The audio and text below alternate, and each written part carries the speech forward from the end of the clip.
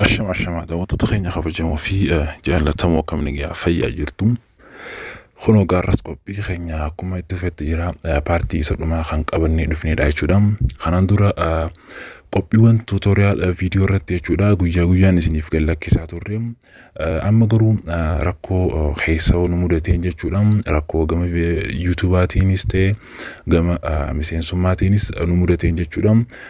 Baay'ee qopheessuufis dadhabamee jira jechuudha. Guyyaallee osoo hin taane torbanitti illee tokkollee taatu viidiyoo tuutoriyaalii ta'e gadhiisuudhaaf ulfaatee ture jechuudha. Amma garuu adeemsa keessa sirreessaa dhufaa jirra jechuudha. Kanaaf isinis welcome isiniin jechaa jechuudha. Gama keenyaanis tattaaffiin gama keenyaan kan jiru ta'a jechuudha. Gama keessaniinis tattaaffiin gama nama barattoota akka keessaniitiif sheer godhuudhaanis ta'e hamilee nutti horuudhaanis wantoota garaagaraatiin akka nu cina dhaabbattan abdii qabna jechuudha. Kanaaf mee har'a qophiidhumaa kanarratti kan isiniif qabanne kanatti haa dabarru.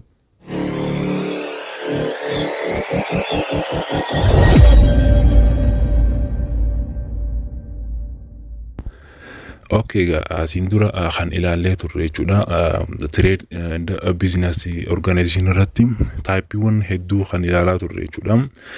Amma gama paartii kanarratti jechuudha wantoota sadi ijoo ta'an kanneen hafan irratti qabannee dhufne jechuudha. Kanaan dura trading maal akka ta'e, business organization maal akka ta'ee fi taayippiiwwan business organization keessa hojjetan commercial and non-commercial ta'an irratti sadi kana dura of qabannee dhufne jechuudha. Kanneen viidiyoo sana hin ilaalle jechuudha. Of duuba deebi'uudhaan viidiyoo sana ilaala isiniin jechuu barbaanna jechuudha. Amma mee garuu gama qophii kanatti kan isin dabarsin ta'a jechuudha. By the way, business fi business organization kanarratti jechuudha wantoota hubachuu qabdan gariin kan jira jechuudha. Kanaafuu gama keenyaan irra deebiidhaan kan isiniif himnus ta'a jechuudha. Mee trade jechuu fi business jechuudhaaf adda isiniif baasuu barbaanna jechuudha. Trade jechuun is basically buying and selling of goods and services. Daldala jechuun gabaabumatti jechuudha bittaa fi gurgurtaa meeshaaleetii fi tajaajiloota jechuudha. Good and service irratti jechuudha kan hojjetudha jechuudha. Meeshaalee good and service tan buying and selling godhuudhaan jechuudha. Trade jechuun gabaabumatti kanaa jechuudha. But a business is that refers to all those activities conducted to make a profit. It includes business operations such as producing and selling goods or provisions of service, investing activity, and such as buying or selling of long-term assets, and financial activity such as issuance of share or bonds, and the company stocks, and payment of dividend, advertising and marketing. Kanaaf daldala jechuun yookaan business yeroo jennu jechuudha. Gama biraatiin trading alatti jechuudha. Hojiiwwan bu'aa argachuuf gaggeeffaman jechuudha. Kan agarsiisanidha jechuudha. Hojiiwwan daldalaa kanneen akka good and services ta'uu danda'a jechuudha. Kun ni hammata jechuudha. Akkasuma meeshaalee yookaan kenniisa tajaajilaa wantoota kennaniif hojiiwwan investmentii kanneen akka gamoo ijaaruudhaa ta'u kanneen biraati jechuudha. Kanneen akka ammaas qabeenya yeroo dheeraa long term assetidha jechuudha. Akkasuma financial activity wantoota ta'an jechuudha. Meeshaalee akkasuma hojiiwwan finance keessatti kanneen akka aksiyoonaa ta'an jechuudha. Such as issuance of shares and bonds. Bondii fi akkasumas aksiyoona irratti kan baasudha jechuudha. Aksiyoona dhaabbatichaa jechuudha. Kanneen baasan jechuudha. Bituudhaan jechuudha. Kanneen biizinasii irra oolfatantu jira jechuudha. Kanaaf trade jechuu fi business jechuun garaagarummaa guddaa qabu jechuudha. Kanaaf gama kanaan isiniif ibsuu barbaanna jechuudha. Wantoota itti argisiisan keessaa kan inni biraatis jechuudha hedduutu jira jechuudha. Kanaaf gama keenyaan shortly godhuudhaaf isiniif ibsuu barbaanne jechuudha. Kanaafuu mee isaanowwan asitti hafan kana kan ilaallu ta'a jechuudha. The first limited partnerships. Limited partnership irratti kan dhaabbannedha jechuudha. It consists of two kinds of partners, general partners and limited partners. Limited partnering kanarratti jechuudha gosoota partnerii lamatu argama jechuudha. General partnerii fi limited partnerii jedhamee bakka lamatti kan addaan bahedha jechuudha. Kanaaf isa kanas kan ilaallu ta'a jechuudha waldaa isa kanarratti jechuudha bakka lamatti qoodamuu isaa kan wajjin ilaalluudha jechuudha. The first general partners. General partners yeroo jennu jechuudha they have the same rights, powers and liability as partners is ordinary general partners. They manage the partnership, share profit and the losses and have unlimited personal liability. General partner kanarratti jechuudha mirga aangootii fi itti gaafatamummaa partneroonni itti walii galan jechuudha. Keessatti kan wal fakkaatu qabaachuudha jechuudha. Akkasumas walta'iinsa kanneen akka bulchuu manaaji godhuudha jechuudha. Bu'aa fi khasaaraa kan qooddatan yoo ta'u itti gaafatamummaa kan qabaatanidha jechuudha kanneen kana keessatti jechuudha. And the other hand is karaa biraatiin jechuudha yeroo limited partner or general partner jennu jechuudha. Limited partner kana keessatti jechuudha at least there should be one limited partners and one general partners for the partnerships to be a limited partnerships. Limited partnership kana keessatti jechuudha yoo xiqqaate jechuudha partnership limited ta'ee fi general partnership ta'ee yoo xiqqaate tokko jiraachuu qaba jechuudha. Limited partner kana keessa general partnerin tokkos jiraachuu qaba. Limited partnerin jiraachuu qaba. Yeroo kana maal jechuun dandeenya jechuudha. They are limited partners jennee moggaasuu fi dandeenya jechuudha. In general, partnerships are those that are liable for partnership debts jointly, several and fully. Akkuma jalqaba jennee egaa general partnership dabarsineetti jechuudha. General partner jechuudha hiikaan isaa akkuma jalqabuma irratti ibsineen isa paartii jalqabaati irratti ibsine keessas kan jiruudha jechuudha. Inni kun jechuudha waldaan kun jechuudha yookaan general partnering kun jechuudha kanneen liqaa waldaan kun jechuudha waliin akkasuma adda addaa fi guutummaatti itti gaafatamummaa qabanidha jechuudha. Maal qaban jechuudha itti gaafatamummaa liqaa kan qabaatanidha jechuudha. General partnering they debt are jointly several and fully qabaachuu jechuudha. General partnering jechuudha kan limited partnering keessa jechuudha. And the limited partners are on the other hand those members are liable only to the extent of their contributions. Limited liability yeroo jennu yookaan michuu yookaan partneriin daangeffamaa ta'e jechuudha. Miseensota hamma gumaacha isaanii qofa kan itti gaafatamummaa qabanidha jechuudha. Itti gaafatamummaa isaan qaban qofa irratti kan dhaabbatudha jennee ibsuu dandeenya jechuudha. Inni biraan immoo karaa biraatiin limited partners are a partner whose liability are limited to their investment on the businesses. This limited liability is similar to that of the shareholders of a corporation. Limited partnerii yeroo jennu jechuudha. Inni kun dirqamni isaanii jechuudha isaan kun jechuudha investmentii daldalaa keessatti qaban qofa irratti daangeffamedha jechuudha. Kanaaf itti gaafatamummaan isaanii jechuudha kan daangeffame kun jechuudha kan abbootii aksiyoonaa korporeeshinii tokko wajjin kan wal fakkaatu ta'uu qaba jechuudha. Abbootii aksiyoonaatiin wal fakkaataa yoo ta'e limited liability dha jechuudha isaan hundi isaanii jechuudha. Akka seera waliigalaatti jechuudha dhaabbanni kun jechuudha yookaan limited liability kun jechuudha bulchuu keessatti hirmaatu jechuudha yookaan manage godhuu keessatti hirmaannaa tokko hirmaatu jechuudha. Maaliif inni limited waan ta'eef jechuudha daangeffama waan qabuuf manaajerummaa keessatti kan hin hirmaannedha jechuudha. Boordii manaajera keessas seenuu danda'u jechuudha. Waldaan kun jechuudha yookaan limited liability kun jechuudha dhaabbilee gibiraa kanneen flow godhanidha jechuudha. Akkasuma waldaan kun jechuudha gibira galii federaalaa kaffaluu hin qabu jechuudha. Inni kun maaliif inni limited liability waan qabuuf hedduu wantoota kanaa keessas galuu hin danda'u jechuudha. Dhaabbilee gibira mootummaa yookaan gibira federaalaa ta'ee kaffaluudhaafis saaxilama hin qabu jechuudha waldaan kun jechuudha. Karaa biraatiin jechuudha waldaan kun jechuudha bifa gurmaa'inaa ta'ee bifa gurmaa'inaatiin ta'e jechuudha daldala seeraan tumamedha jechuudha. there are legal commercial jechuudha. Inni kun karaa seeraatiin kan dalaguudha jechuudha.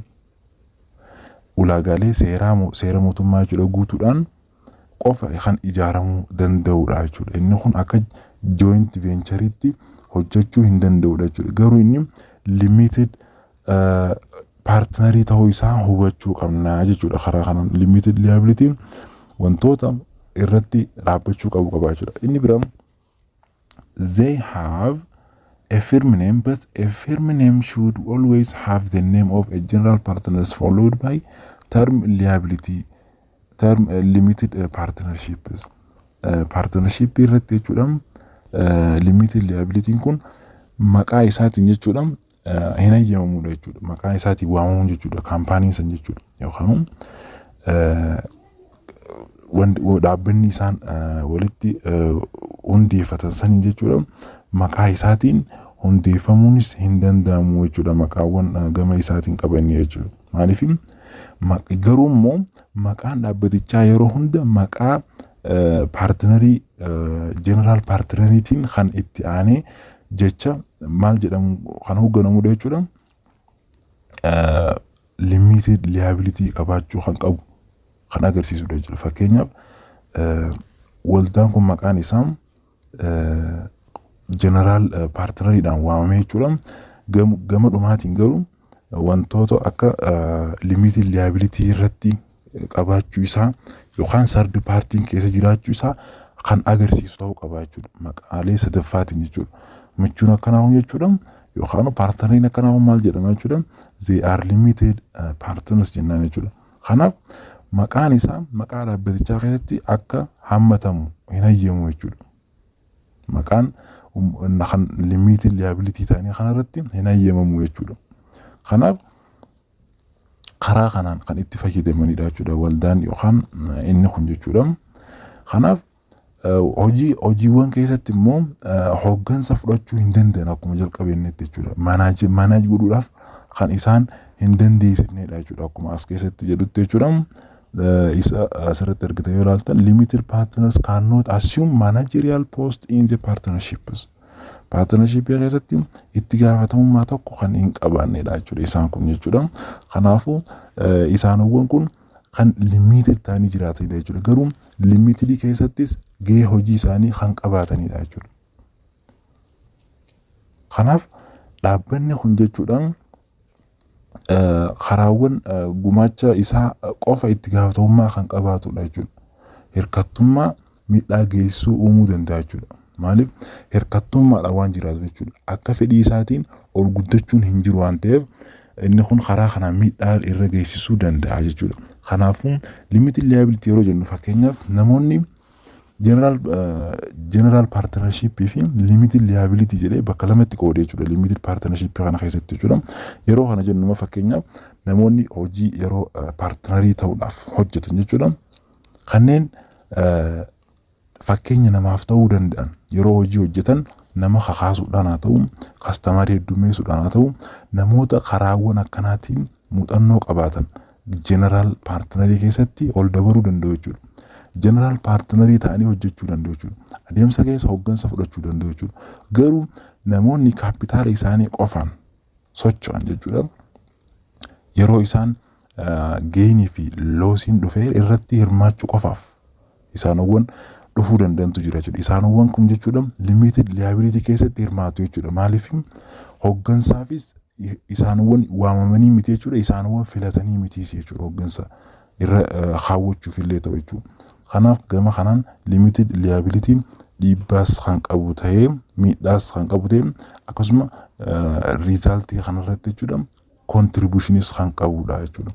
Kanaaf limited liability irratti ammas wanni beekuu qabnu days bankruptcy and the inflations qaala'insi jireenyaa haa ta'u du'aatiin miseensa limited partnerii haa ta'u akkasuma bankruptcy akkasuma qaala'insi gabaa tokko yoo qaala'insi daldala irratti yoo kasaaraan mudate bankruptcy jechuun kasaaraa daldala keessatti mudate yoo kan qabaatu ta'e salphumatti jechuudha inni kun kan diigamuu danda'u jechuudha limited liability kun jechuudha. Maaliif gama isaatiin jechuudha they are jointly severally and fully qabaatee akkasuma contribution isaanii irjala waan deemaniif jechuudha khisaaraa keessa hin galan jechuudha kanaaf miidhaan paartinarii kanarra ga'us hin jiru jechuudha inni isa itti aanutti haa dabalu there are share companies share company yeroo jennu abbootii aksiyoonaa jechuudha share company kun by the way hedduminaan baankii keessatti akkasuma inshuraansii keessatti haa ta'u wantoota garagaraa hunda keessatti kan argamu jechuudha kun simply there are a business organization whose capital is fixed and advanced divided into share and whose liability are met only by the asset of the company. The share company is established between persons that want to limit their liability to extended of their contributions. Share company yeroo jennu jechuudha dhaabbilee aksiyoonaa ta'anii jechuudha dhaabbanni kun jechuudha daldala kaapitaalli isaa dursee murtaa'u jechuudha kaapitaalii haganaan socho'uu qabna jedhamee jalqabumarraa biiliyoonaan haala kaa'amu miiliyoonaan haala kaa'amu irratti kan duulamu jechuudha murtaa'e jechuudha ergasii jechuudha aksiyoonota isaanii kana jechuudha kan ittiin qoodamee akkasumas qabeenya dhaabbatichaa qofaan kan guutamudha jechuudha qabeenya miseensonni dhufaniin jechuudha sheerii bitachuudhaan kanneen ittiin seenuu danda'an jechuudha sheer kaampaanii naanii jechuudha fakkeenyaaf jechuudha namoonni fakkeenyaaf baankiiwwan haaroo ilaaltan baankii Raamis keessatti maallaqa jechuudha birrii 10,000 irraa eegalaa jechuudha eegalliin jechuudha aksiyoona tokko bitachuudhaaf birrii 10,000tu si barbaachisaa jechuudha birrii 10,000 kanarraa eegalee jechuudha akka seera Itoophiyaa keessatti jechuudha sheerii bitachuu danda'u jechuudha namni jechuudha kanaaf erga kana bitatee sheerii kana keessatti bu'aawwan akkasuma kasaarawwan mudachuu danda'an irratti hirmaachuus danda'a akkasuma miseensa sheer kaampaanii sanii ta'us danda'a jechuudha kanaaf dhaabbanni aksiyoonaa kun jechuudha namoota itti gaafatamummaa isaanii hanga gumaacha isaaniitti daangeessuu barbaadan gidduutti hundeeffamaa jechuudha namoota gurguddoo abbootii qabeenyaatiin ta'e akkasumas namoota bu'aa fi kasaaraa kanallee cover godhuu danda'an jechuudha isaanowwan akkasiitii wajjin hojjetamaa jechuudha sheer kaampaaniin akkuma laaltanii baankiiwwan isaa ta'uun wantoota gurguddaa keessatti abbootii qabeenyaa gurguddaa ta'antu keessatti jalqabsiisuu danda'an jechuudha isaanowwan gumaacha guddaa hojjechuu danda'antu keessatti hirmaatee sheer kaampaanii kana hundeessuus danda'a jechuudha if all partners do not seek the limited liability regime then the best form will be a general partnerships and if some partnership for limited liability and others are comfortable with an unlimited liability akkasuma yoo partnershipin hundi jechuudha itti gaafatamummaa yookaan liqii itti gaafatamummaa san ba'achuu yoo hin dandeenye jechuudha bifa hundarraa jechuudha walta'iinsa waliigalaa ta'u maal ta'e jechuudha walta'iinsi kun jechuudha yoo kan ba'achuu hin dandeenye general partners ta'uu danda'a jechuudha yooniif liqii kana jechuudha deebtii yookaan liability isaanii kanarratti limited liability kun jechuudha regime ta'e jechuudha yoo kan hin barbaanne ta'e liqii kana kaffaluuf isaa ta'u yoo kan hin barbaanne ta'e jechuudha bifa hundarraa jechuudha isa kana maal jechuun ni dandeenya jechuudha partners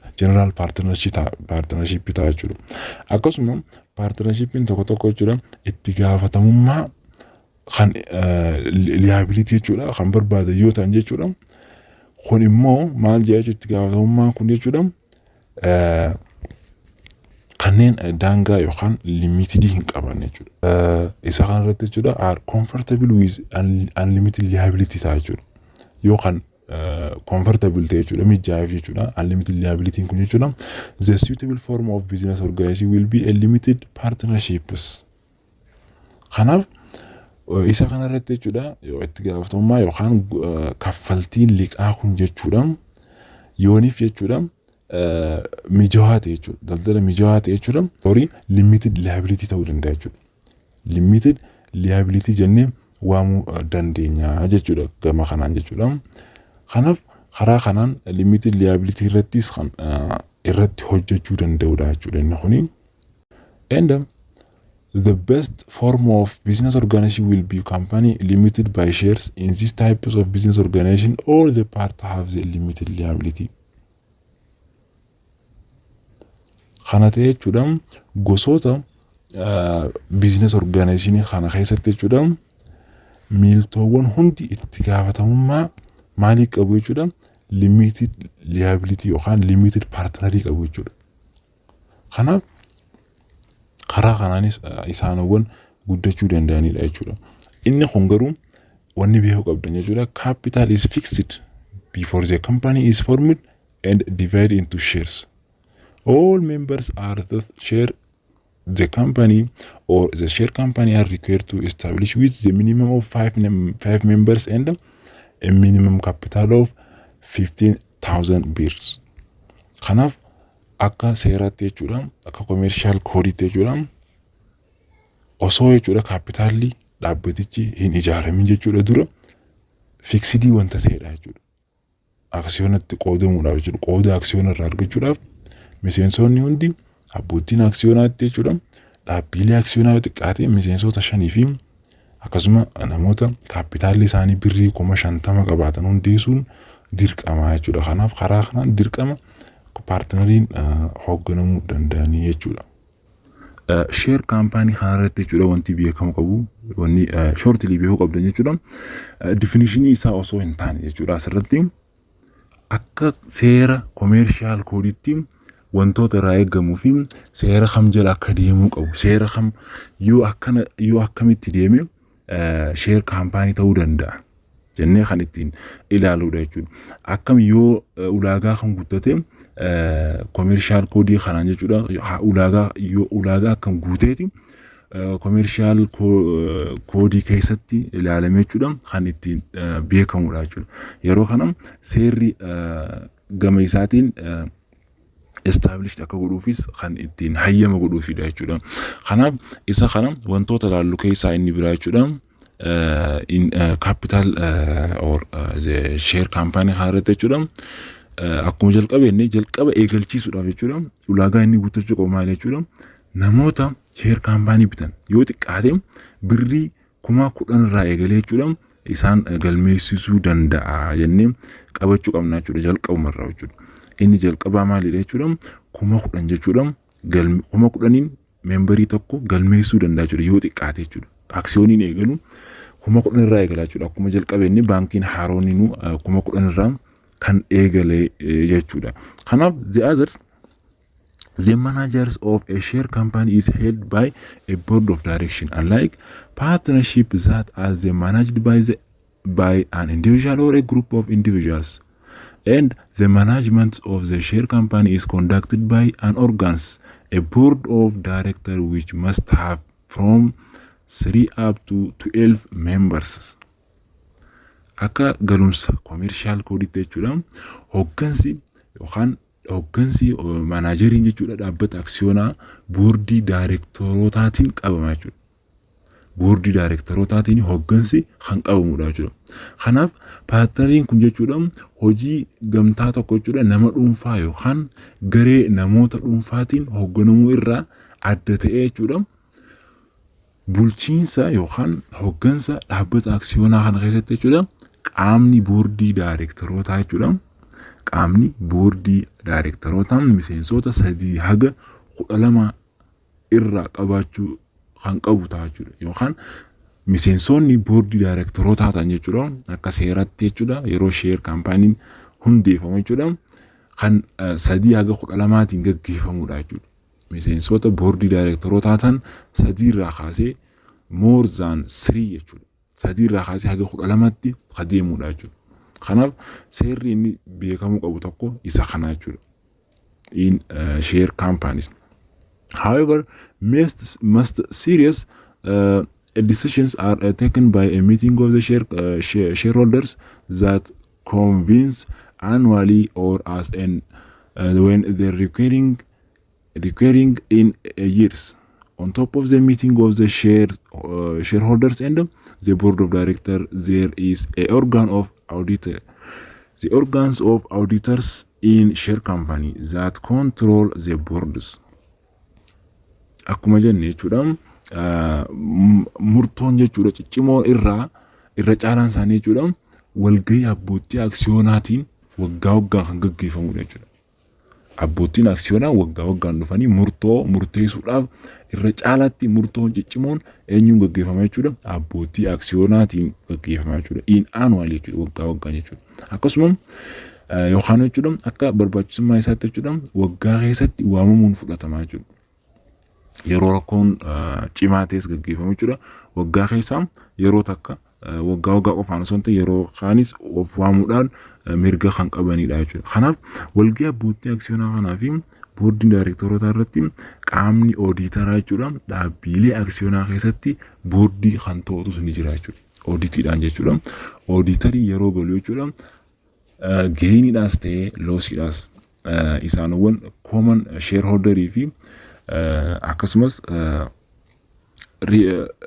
referral jedhaniitu jira jechuudha. Isaanowwan kanaafis akkamitti akkaataa ittiin distribute godhan ooditara kan galchuu qabu ni jira jechuudha. Akkasumas kan boordii daayireektorootaa kana keessatti orgaanaayizeshinii kana jechuudha qaama boordii daayireektoraa kanaas kan to'atutu jira jechuudha. Ooditiidhaan jechuudha yeroo waggaa waggaan galchanii jechuudha.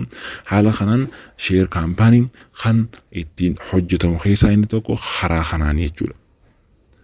Kanaaf sheer kaampaaniin shortly hara kanaan ibsinaa jechuudha. Isin immoo broad gootanii jechuudha Google keessaa ta'ee wantoota PDF ilee garaagaraa keessaa laallachuu dandeessu jechuudha. Kanaaf the others or the last are private limited company or PLC jennaan jechuudha. Private limited company are a simple and more flexible form of company like share company or PLC are characterized by limited liability. Limited liability yookaan dhaabbilee dhuunfaa kana jechuun dhaabbata dhuunfaa kana jechuudha bifa dhaabbata salphaatii fi flexible ta'edha jechuudha yookaan jijjiiramaa ta'edha jechuudha. Akkuma akka dhaabbilee PLC jennee jechuudha inni PLC private limited jennee ibsinee jechuudha. Kanaaf jechuudha inni kun maalidha jechuudha ammas limited liability dha jechuudha. Inni kun jechuudha they are limited liability jennee ibsu dandeenya jechuudha. Amalli inni qabu keessaa inni biraa jechuudha. Karaa biraatiin all members are liable only to the extent of their contribution but unlike the share company PLC is very flexible form of business organizations. From the outset, it can be established between only 2 persons, and the maximum cannot exceed 50 members. Dhaabbiin dhuunfaa kun jechuudha PLC kan jennu kun jechuudha isaanowwan miseensonni hundi jechuudha itti gaafatamummaa qabanidha jechuudha. Hamma gumaacha isaaniitiin jechuudha. Garuu akka dhaabbata aksiyoonaa kana irraa jechuudha ta'e jechuudha PLCtiin jechuudha.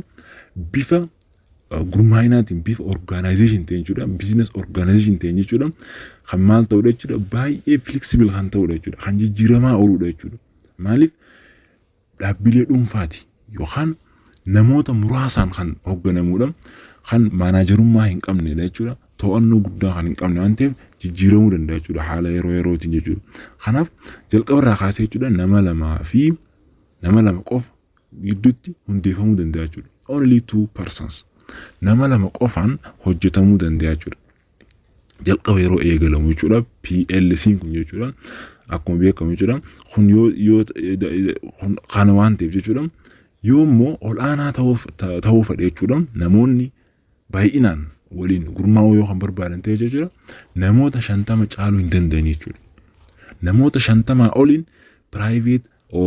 private limited company hin ta'u jechuudha. PLC kana hin ta'u jechuudha. Namoota 50 gadi hin ta'aniin hoogganamaa jechuudha. Kanaaf barbaachisummaa kaapitaalaa yoo ilaalle jechuudha asirratti yoo halaaltan taate kaapitaalli isaa barbaachisummaa isaatirraa yoo halaaltan taate amma fakkeenyaaf as to the capitals a private limited company can be formed within a minimum capital of 15. A private limited company is not required to be managed by a board of directors. It can be managed by a single person or a group of managers. Akkuma beekamu jechuudha private company akkuma jennee jechuudha maallaqni yoo xiqqaate barbaachisummaa maallaqaa yookaan barbaachisummaan kaapitaalaa yoo ilaalle jechuudha yoo xiqqaate birrii 15,000 kun 15 ijaaramuu danda'a jechuudha. Akkuma jenne nama lama qofaanis ta'uu danda'a. Birrii 15,000 kan ka'u ta'uu qaba jechuudha. Akka commercial code ibsutti jechuudha. Commercial code artikiliiwwan hedduutu jira jechuudha. Dubbisuu barbaadan shortly isiniif ibsaa jira jechuudhaani. Kanaaf dhaabbanni dhuunfaa boordii daayireektorotaatiin hoogganamuun barbaachisu jechuudha. Dhaabbanni PLC yookaan private limited company kun jechuudha hooggantootaanis kan bulfamuu hin dandeenye yookaan kan hin barbaachifne jechuudha hoogganummaadhaan. Akkasuma nama tokkoon yookaan garee hooggantootaatiin bulfamuu danda'a jechuudha. Namoonni tokkoo fi lama waan jiru tokko financial irratti yoo ta'e tokko immoo galii irratti yoo ta'e wantoota karaa kanaatiin jechuudha isaan hammi kun jechuudha hojjechuu danda'anii jechuudha. Kanaaf isaanowwan kun jechuudha karaawwan hedduu akkaataa share kaampaaniinii fi general kaampaanii keessatti baay'ee kan nama rakkumte jechuudha. Maal jenne jalqabuma irrattu there are a simpler or more flexible form of company jennee jira jechuudha. Kanaaf the requirement of auditor and shareholders meeting as well can be dispensed with a private limited company that does have less than 20 members. Ulaagaa auditoraatii fi abbootii aksiyoonaa jechuudha guutuu akkasumas dhaabbata dhuunfaa miseensota 20 gadi qabu keessatti dhiisuun hin danda'ama jechuudha. Kan danda'ama jechuudha. Audit godhuudhaaf jechuudha. Aksiyoonota dhaabbata kan dhuunfaa keessatti jechuudha miseensota 20 gadi qaban keessatti hojjechuu danda'a jechuudha. Fakkeenyaaf yoo ilaaltan PLC yeroo jennu dhaabbata fakkeenyaaf baay'inaan aanaalee keessatti kan argamudha jechuudha. Kanneen akka sukkaara ta'uu danda'a, zayitii ta'uu danda'a, wantoota kana namoota lamaan yoo kan dhageessan taate namoota dhuunfaa fakkaatan nama tokkoon kan hojjetamaa jiru fakkaata. Garuu namoonni dhuunfaadhaan hojjechaa jiran san fake name'idhaan gurmaa'aniiti jechuudha. Kan PLC kana baafatan jechuudha. Namoota fake personiitan jechuudha yookaan maqaa fakeidhaan maqaa maallaqa guutuutiin keessatti galee hirmaachisuu qofaaf namoota keessatti galantu jira jechuudha. Garuu namni hojjechaa jiru nama tokko qofa jechuudha. Karaa kanaanis hojjetaa jiru jechuudha. Namoonni hedduudhaan jechuudha akka biyya keenyatti karaa kanaan hojjetu jechuudha. Garuu PLC irratti namoota lama dirqama ta'uu qaba jechuudha. Yookaan sanii oliin hojjetamuu danda'a jechuudha. Kanaaf karaa kanaan PLC'n addaan baafamuu qaba jechuudha. Yeroo hojjetan namoota lamaaf isaa oliin yookaan namoota 50 gad ta'aniin PLC'n hojjetama jechuudha. Akkuma aanaalee keessatti argitan zayitii kan raabsaa zayitii irratti argitan gama mootummaatiin deeggarsaas argachaa jechuudha. PLC'dhaan namoonni hojjetantu jira jechuudha. Karaa kanaan kan hojjetan kun maal jedhama jechuudha? Private limited company jennee waamuu dandeenya jechuudha. Isaanowwan kun hojiiwwan isaanii gahee isaanii hunda beekuu qabna jechuudha. Seera isaanii keessattis akkamiin akka dhufaa deemuu qaban kan beekuu qabnudha jechuudha. Jalqabanii beekuu qabdan definition isaa osoo hin ta'in business law irratti jechuudha. Karaa seeraatiin maaltu irraa eegama kan jedhu. Asirratti yoo ilaaltan namoota lama qofa jedha. Akkasumas maallaqni minimum capital of 15 birriidha ta'uu isaatiin nuuf hima. Akkasuma share campaign irratti yoo ilaaltan birrii 10,000 jechuudha. 5 members jechuudha 15,000 ta'uu danda'a jechuudha. Namoota 10,000 galuu danda'an jedhee hima jechuudha. Karaawwan kanaan seerowwan isaa nuuf hima jechuudha. Wanti qabachuu qabnu guddaan isaa karaa kanaa jechuudha. Isaanowwan sadeen kun haala gabaabaadhaan shortly isiniif ibsine jennee abdannaa jechuudha. Gaaffiiwwanii fi akkasuma wantoota biraa yoo kan qabaatan taates koomentii jalatti nuuf barreessuu dandeessu jechuudha. Har'aaf qophiin keenya kana fakkaata. Kanaaf barnoonni kun yoo kan isinitti tolte like, share, subscribe godhuudhaan nu cinaa dhaabbadhaa. Kanaaf har'aaf qophiin keenya kanuma haga qophii biraatti wal agarruutti nagaatti isin jechuu barbaada.